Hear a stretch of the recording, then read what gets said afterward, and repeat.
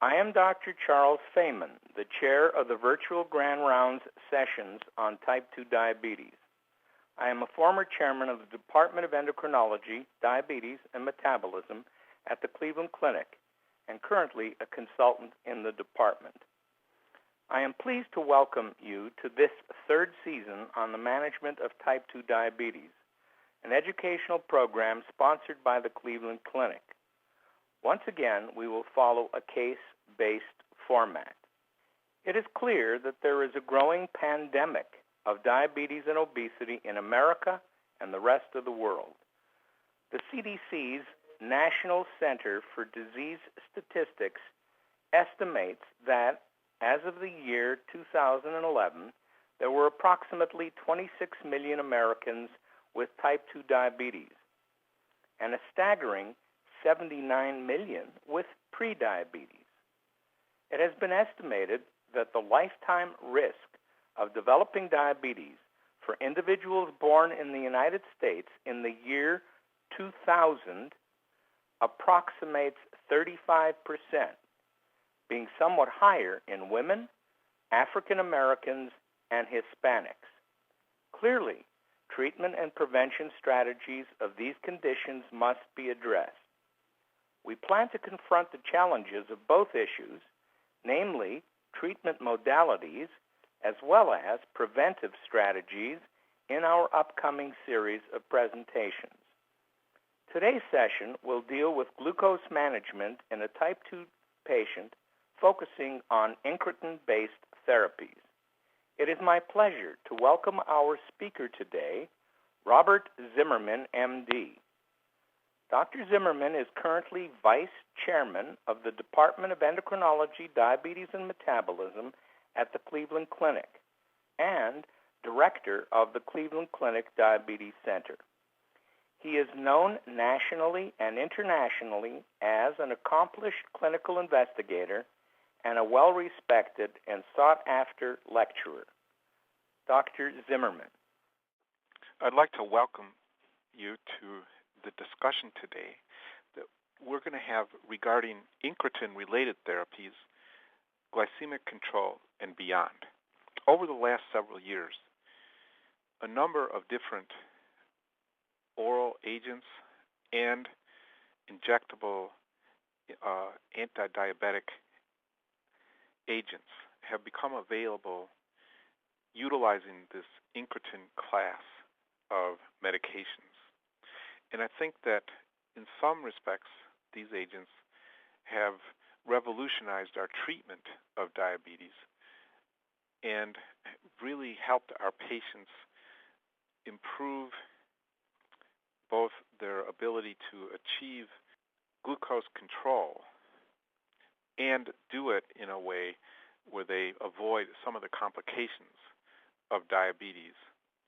Some of what I would perceive to be considered side effects of the GLP-1 agonists are also potentially beneficial in certain cases for our patients in that they can help us with problems such as appetite control and such. So what we're going to be doing today is discussing a patient who requires improved glycemic control and see how you would like to treat this patient. And then I will go through and discuss different treatment options, which treatment options we gave this patient, how the patient responded, and then go further and then discuss incretins as they relate to our patient. So our patient is a 55-year-old woman who comes for evaluation of adult-onset diabetes mellitus. She also has hypercholesterolemia and obesity. She's taking metformin, 1,000 milligrams twice a day, lisinopril 10 milligrams daily, and atorvastatin 40 milligrams daily. Review of systems is notable for a high cholesterol on a lipid panel. She also has she has no problems with gastrointestinal problems. She has no problems in the genitourinary system, but she does have some depression, And her physical exam is notable for a weight of 108 kilograms, a height of 5 foot 2 inches, and a body mass index of 43.5. Laboratory evaluation is notable for a glucose of 200 milligrams per deciliter. Her kidney function tests are normal. Triglycerides are elevated at 194 milligrams per deciliter. Cholesterol elevated at 250 milligrams per deciliter. HDL is slightly decreased at 47 milligrams per deciliter. And her hemoglobin A1C is elevated at 8.5%. The patient prefers not to use an injectable medication at this visit. And so the question that comes up is, what therapeutic option would help this patient most with sugar control and avoid worsening other presenting problems? Should we add pioglitazone, sulfonylurea, a DPP-4 inhibitor, bromocriptine, or both a sulfonylurea and bromocriptine?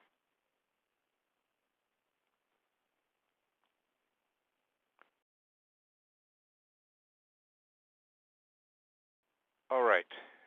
I think that the best answer in this list is a DPP-4 inhibitor, but partly the rationale is based on the new data or the new recommendations by the American Diabetes Association that were released in April 2012. And what we can see is that in general, in a patient who has type 2 diabetes, the first agent that is recommended generally by the American Diabetes Association is metformin. Now, clearly, if the patient has an elevation of their creatinine, then that would be a contraindication for utilizing metformin, and so you would need to start the patient on a different agent. But just as in our patient who is already taking metformin, and in fact she had normal renal function, she was already taking the first agent that is recommended by the American Diabetes Association. So the question in our patient is, what would be the best second agent to add to metformin in this patient? And when we look over the recommendations by the American Heart Association, you look at the two drug combinations, what they say is that you need to look at various options in terms of efficacy, whether the agent will cause hypoglycemia, what effect the agent will have on the patient's weight, whether there's a lot of major side effects, and costs. And clearly, in our patient, weight turned out to be the major other issue that she's having. So we would want to look across the column that refers to the two drug combinations with weight and see which agent would be the best agent for our patient. Now, you can see that one of the problems with the sulfonylureas is that sulfonylureas are associated with weight gain, as are the thiazolidinediones, and therefore I didn't pick either of those agents as what would be the best for the next step. You can see that DPP-4 inhibitors are neutral in weight. GLP-1 receptor agonists cause weight loss, but our patient is resistant to wanting to use an injectable, and insulin usually causes weight gain. Now, what is not listed in this group of agents on this is bromocriptine or cycloset, which is another agent that was listed on that list. And cycloset also is somewhat weight neutral in terms of weight, and so it could be a beneficial agent for our patient, but it tends to have a fair amount of GI side effects and sometimes headaches, and so it's a much more difficult agent to take for most patients. And so I think that for us, for our patient, the easiest and best option would be a DPP-4 inhibitor, as shown by this schematic by the American Diabetes Association. So our patient was started on a specific DPP-4 inhibitor, sitagliptin, 100 milligrams a day. And because the patient also had an elevation in the cholesterol, the patient was started on ezetimibe, 10 milligrams a day, which was added to decrease the cholesterol. And so now the mechanism by which DPP-4 inhibitors work is that they prevent the inactivation of GLP-1. So the DPP-4 inhibitor increases GLP-1. GLP-1 is modestly increased, and it binds to the GLP-1 receptor, which results in insulin release. Now, this schematic actually shows that there's actually a little bit more going on than just enhancing insulin release. What you can see is that in a patient, when they have food ingestion, it goes into the GI tract, and within the small intestine, this food intake stimulates release of two different incretins. One of them is GLP-1. The other one is GIP. And these agents work on the pancreas, and they have effects on increasing insulin release, that is GLP-1 and GIP. And they work on the alpha cells to, and in fact, it's GLP-1 acts on the alpha cells to decrease glucagon release. When you have a DPP-4 inhibitor, it blocks the breakdown of GLP-1 and GIP, and in so doing, it enhances the effect of GLP-1 and GIP and increases the concentration of GLP-1 and GIP, thus causes an increase in insulin release, which increases glucose uptake by the muscle and decreases blood glucose. And then GLP-1 decreases glucagon, which decreases glucose production by the liver and thus decreases blood glucose. The effects of DPP-4 inhibition is greatest on the postprandial glucose. Sitagliptin and saxagliptin are renally excreted and need dose adjustment with renal insufficiency. So as the renal function decreases with when patients are on sitagliptin and saxagliptin, you need to adjust the dose downward. Linagliptin is a third DPP-4 inhibitor. It is primarily excreted fecally, and because of that, and because 90% is excreted unchanged, there is no dose adjustment required of linagliptin for renal or hepatic impairment. Going back to our patient, 6 months later, her cholesterol had decreased to 200, her LDL had decreased to 120, her hemoglobin A1C decreased to 7.8, her weight remained unchanged, but the patient was frustrated with the lack of weight loss and is willing to try an injectable. So what would be the best choice for this patient's problems? A, start a long-acting insulin. B, start an insulin pump. C, start a multiple daily insulin program. Or D, stop the sitagliptin and start a GLP-1 agonist.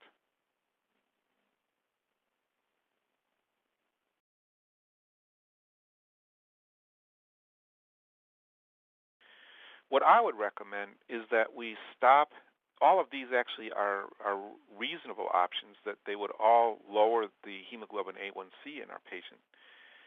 But I think that stopping sitagliptin and starting a GLP-1 agonist works the best because our patients, one of their other problems is that she's been frustrated with not being able to lose weight.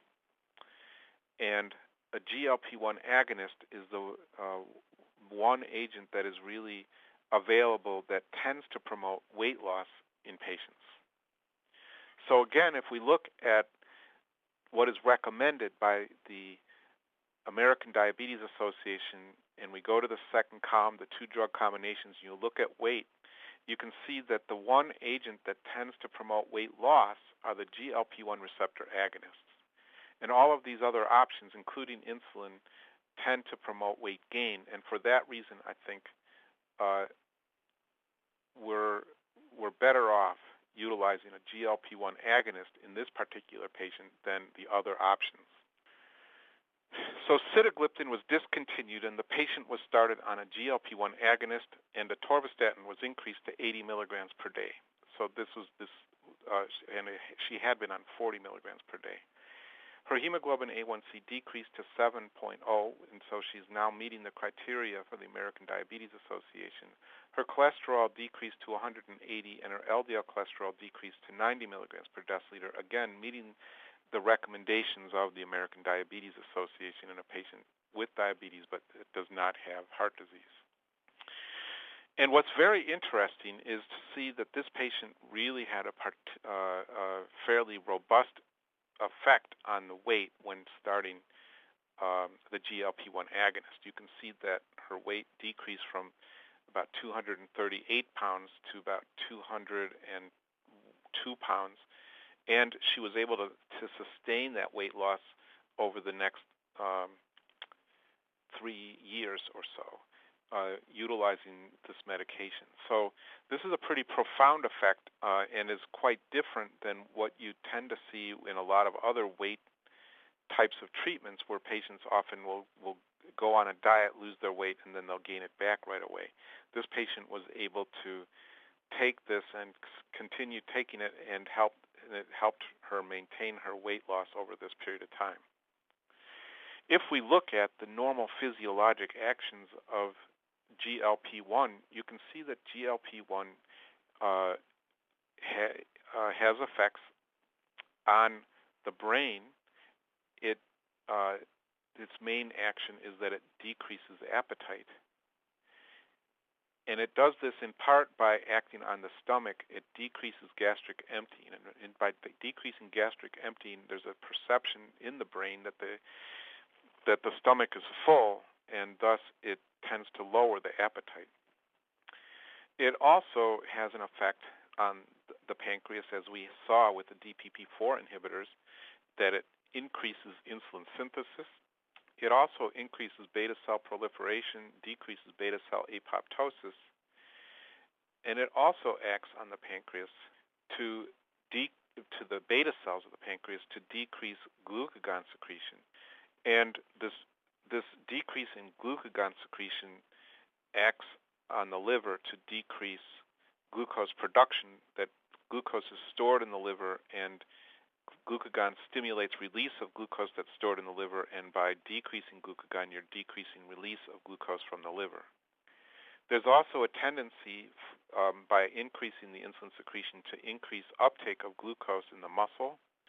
And there have been some studies that indicate there's some increase in cardioprotection and cardiac output, but for the sake of glucose control, this is not important in our patient. There's several GLP-1 agonists that are available. There's Exenatide twice-a-day injections. There's the liraglutide, which is a daily injection. And recently, Exenatide once-a-week injection was approved by the Food and Drug Administration and is available for managing patients with type 2 diabetes. When we look at the 24-hour exposure of therapeutic concentrations of Exenatide once a week versus Exenatide twice a day, you can see that Exenatide twice a day has a concentration of Exenatide that increases and then decreases by noon, and then then you have a second injection. It increases quickly and then goes down again. And if you compare the concentration to the Exenatide once a week, you can see that you get a sustained Exenatide concentration with the weekly shot versus the twice-a-day shot. So what effects does having this once a week versus a twice-a-day injection have in terms of glucose control? And you can see that we're going to be looking at that it really kind of has some differences between the two different formulations. So you can see that if we look at Exenatide twice a day, that there is a tendency for a modest effect on fasting plasma glucose of a decrease of about 31 milligrams per deciliter. And there's a more robust effect on the postprandial glucose reduction with a decrease of about 123 milligrams per deciliter. and then the estimated decline in average glucose utilizing this product is 39 milligrams per deciliter.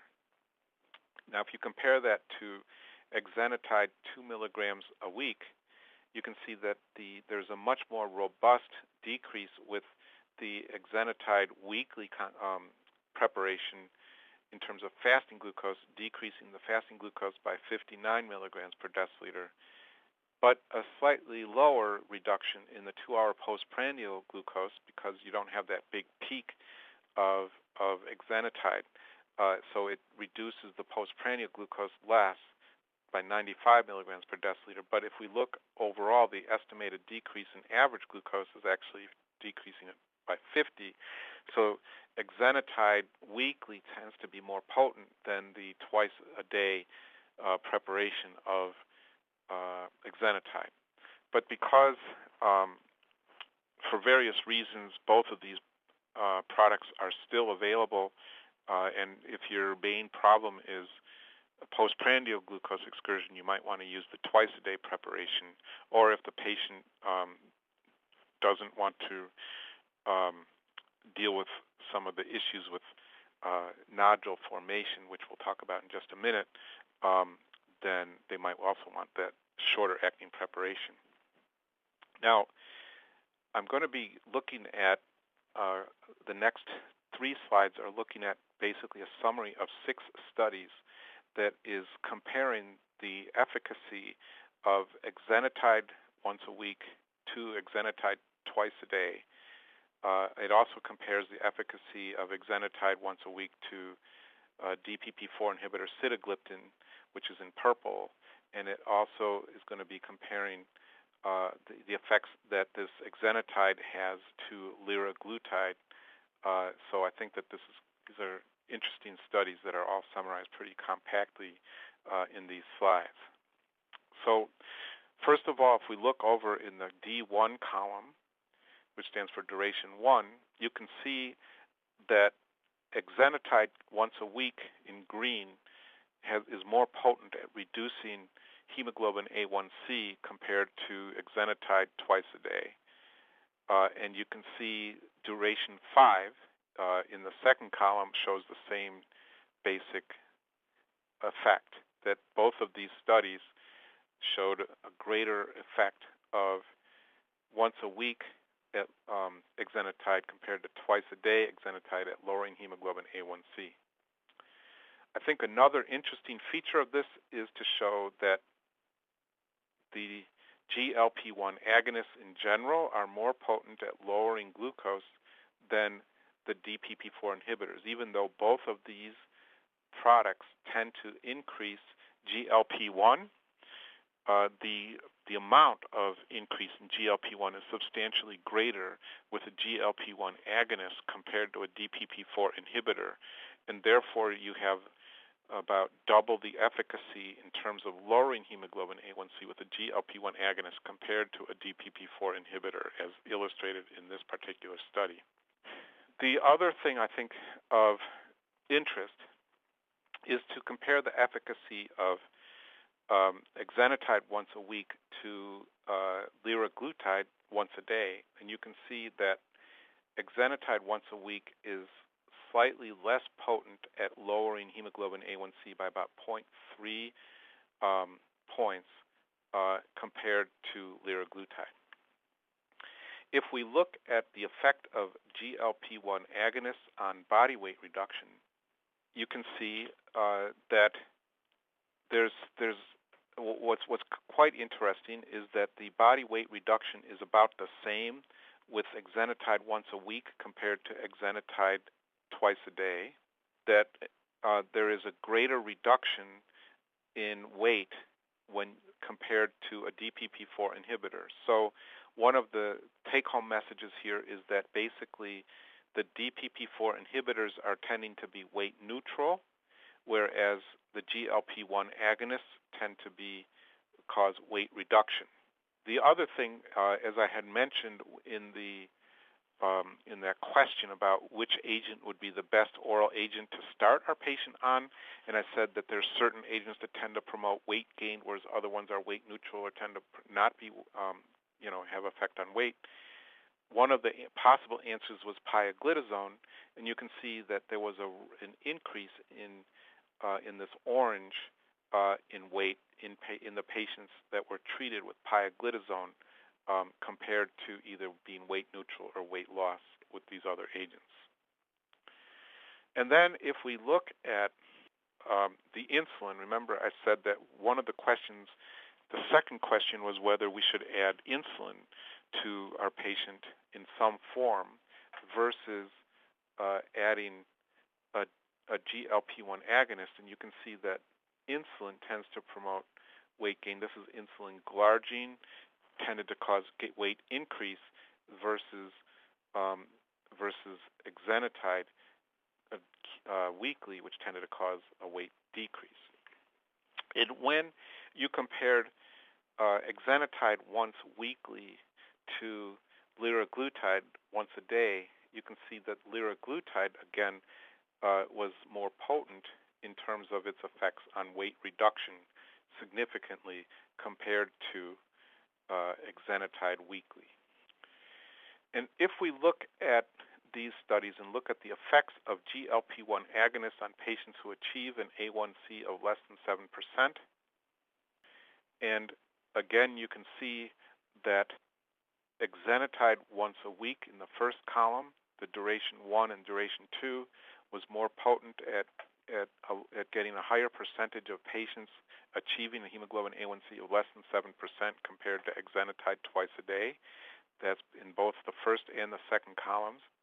And you can see also when you compare it to sitagliptin in purple, that again you can see that a GLP-1 agonist is more potent than a DPP-4 inhibitor at achieving a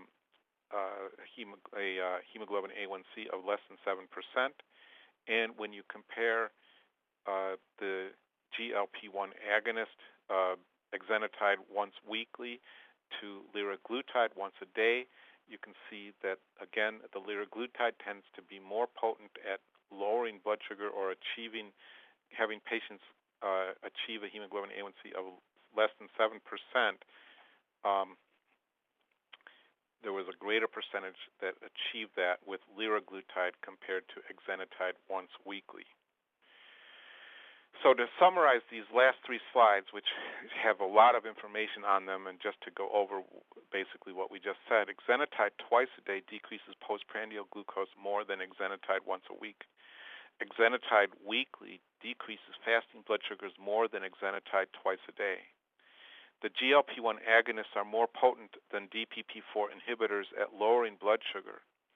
Exenatide once a week is more potent than exenatide BID and less potent than liraglutide at lowering blood sugar.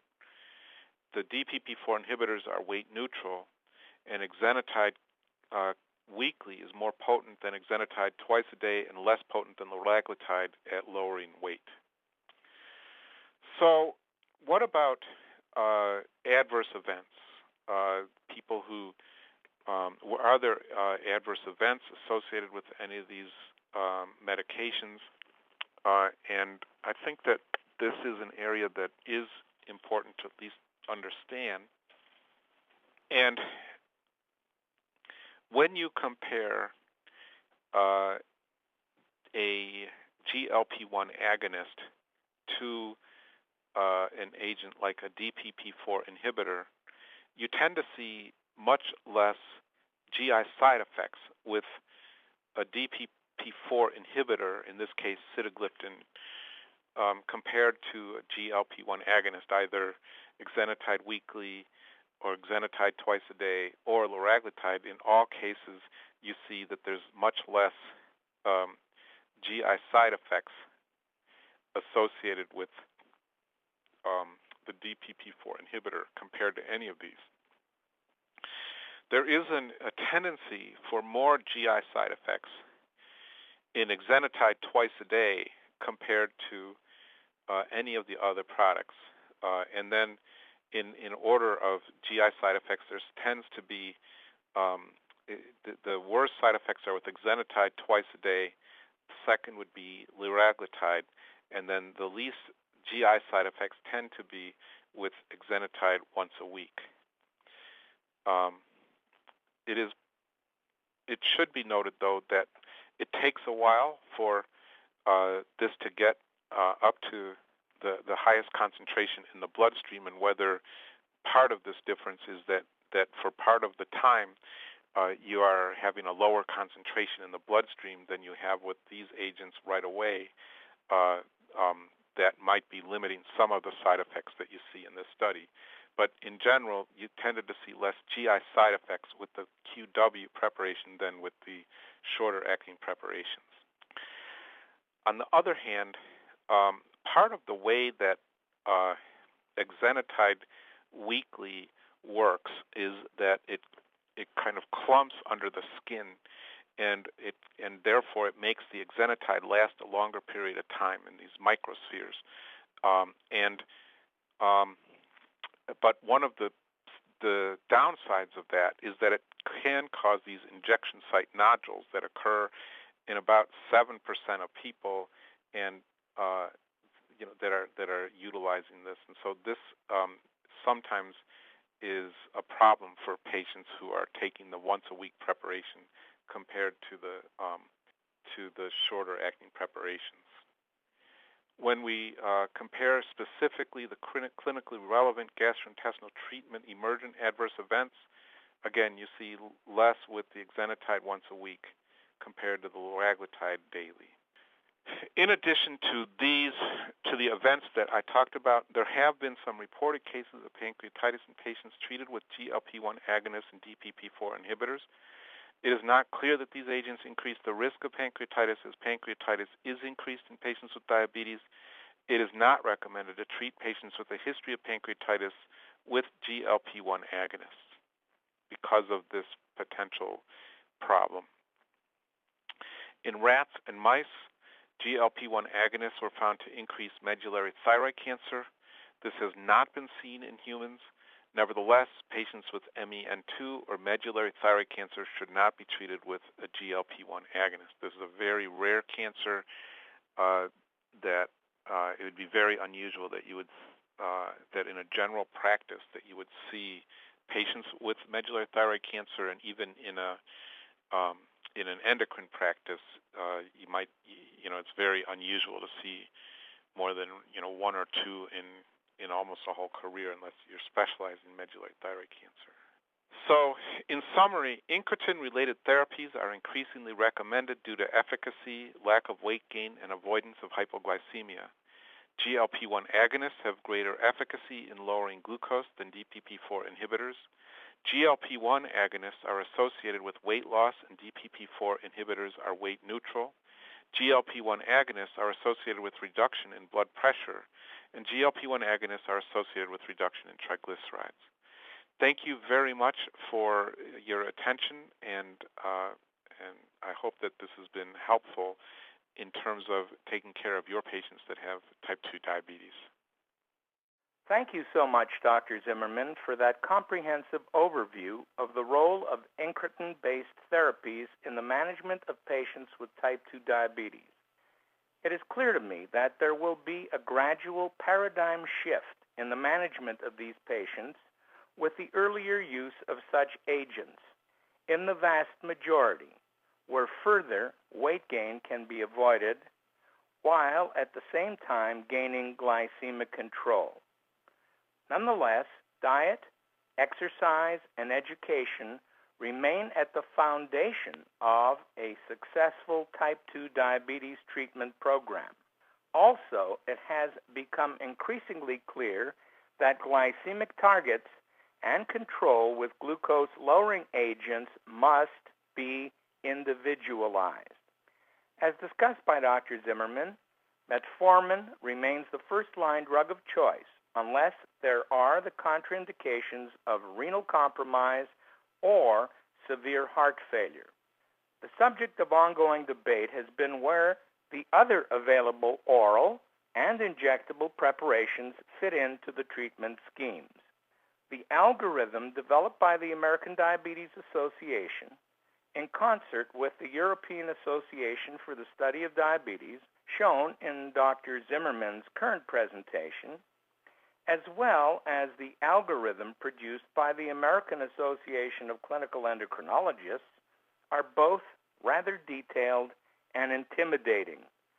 Combined therapy will be needed in the majority of patients.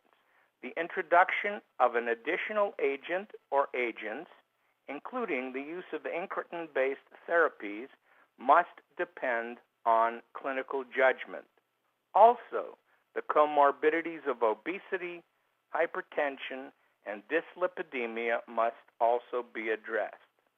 Although incretin-based therapies have major advantages, no long-term studies exist regarding their efficacy in preventing complications and in prolonging life.